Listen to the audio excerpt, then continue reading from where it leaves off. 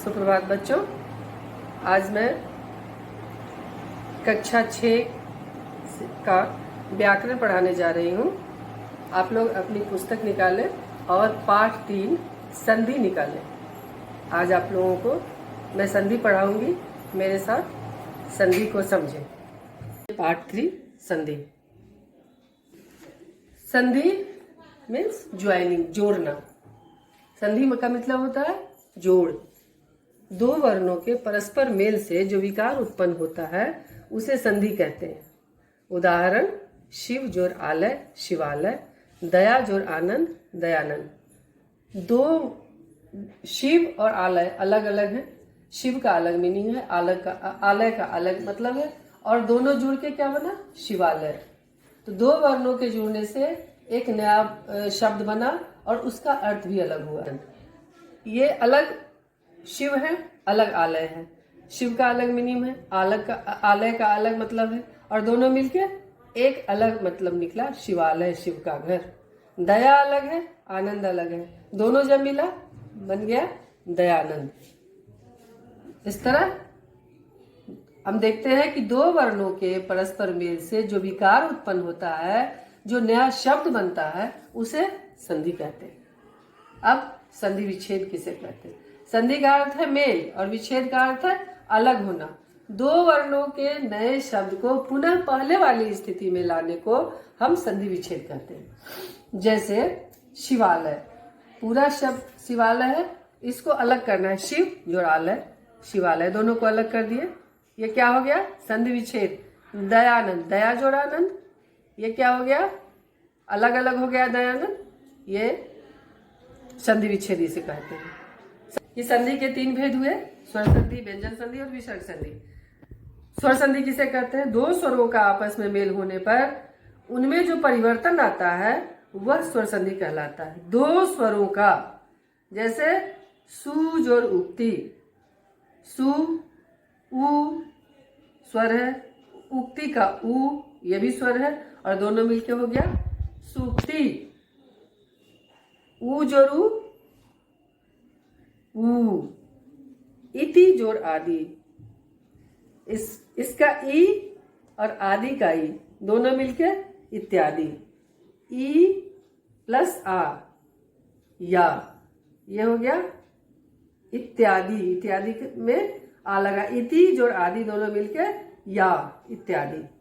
अब स्वर संधि के कितने भेद हैं भाई? स्वर संधि के 5 भेद होते हैं: दीर्घ संधि, गुण संधि, वृद्धि संधि, यण संधि और ययादि संधि। दीर्घ संधि, जब ह्रस्व अ ई उ या दीर्घ अ आ ई उ स्वर के बाद समान ह्रस्व या दीर्घ स्वर आए तो दोनों के मेल से दीर्घ स्वर हो जाता है, इसे दीर्घ संधि कहते हैं। जैसे अ जोर अ बराबर आ, अंत वाले शब्द में अ और बाद वाले प्लस जोड़ वाले बाद वाले में अ, दोनों मिलके आ होता है। जैसे पर जोर अधीन, वो पड़ का अ और अधीन का अ मिलके पराधीन हो गया। परम जोर अर्थ, मां इसका अ और अर्थ अ हो गया परमार्थ, आ बन गया। इस तरह गुण संधि, अ आ का मेल ई के होने पर, ए उ और उ के साथ होने पर, ओ तथा री से होने पर अर हो जाता है, इसे गुण संधि कहते हैं। जैसे अ जोर ई ए, वीर जोर इंद्र वीरेंद्र, वीर र का अ और जोड़ इंद्र का ई, अ और ई मिलके एकार हो गया, क्या हो गया? वीरेंद्र।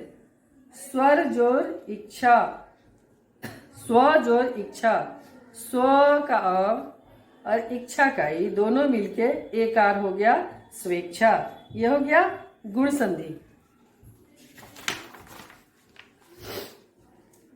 अब देखते हैं वृद्धि संधि किसे कहते हैं। जब पहले शब्द के अंत में अ आ हो तथा दूसरे शब्द के आरंभ में ए ऐ तथा ओ औ आए, तब दोनों मिलकर क्रमशः ए तथा अ हो जाते हैं, इसे वृद्धि संधि कहते हैं। जैसे अ जोर ए बराबर ए ऐ, लोक जोर एष्णा लोकेष्णा, इसमें ए अ और ए मिलके एकार हो जाए, जैसे एक जोड़ एक एक एकार हो जाता है।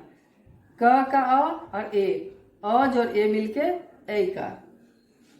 सदा जोड़ एब सदैव, तथा जोड़ एब तथैव। इस तरह आ जोड़ ए मिलके ऐ हो गया। मत जोड़ एक मतैक, एकार में चला जाएगा। यण संधि, यदि पहले शब्द के अंत में ई हर्षई दीर्घई हर्षौ दुर्गौ तथा री हो तथा दूसरे शब्द के आरंभ में कोई अन्य स्वर हो तो दोनों के मेल को क्रमशः य व तथा र हो जाता है। इसे यण संधि कहते हैं। जैसे ई जोर ई, अति ई जोर अधिक, अति का ई और अधिक का अ दोनों मिलके अत्यधिक। अति जोर आवश्यक, अत्यावश्यक। नदी जोर अर्पण, नद्यार्पण। अति जोर अंत, अति का ई और अंत का अ, ई और अ मिलके त फलंत, अत्यंत। उ जोड़ उ, हर्षौ जोड़ हर्षौ दुर्घौ जोड़ अन्य स्वर। अनु जोड़ अ, अन्वय।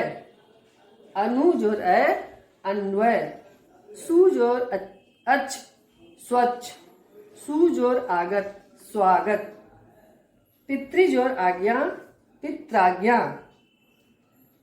अयादि संधि, पहले शब्द के अंत में ए ऐ ओ औ और दूसरे शब्द के आरंभ में भिन्न स्वर तो क्रमशः भिन्न स्वर आए तो क्रमशः ए का अय, ए का आय, ओ अद तथा औ का अद हो जाता है। अयादि संधि कहते हैं। जैसे ए जोर भिन्न स्वर ऐ, चे जोर अन चयन, न जोर अन नयन, न जोर अक नायक, ग जोर इक गायिका, ग जोर इका गायिका। भो जोड़ अन भवन, पो जोड़ अन पवन, पौ जोड़ अक पावक, भौ जोड़ उक भावुक। इस तरह व्यंजन संधि और विसर्ग संधि के विषय में आगे की कक्षा में हम पढ़ेंगे। अब स्मरणीय बिंदु देखिए, दो वर्णों के परस्पर मेल से जो विकार उत्पन्न होता है उसे हम संधि कहते हैं। संधि तीन प्रकार के होते हैं, स्वर संधि, व्यंजन संधि एवं विसर्ग संधि।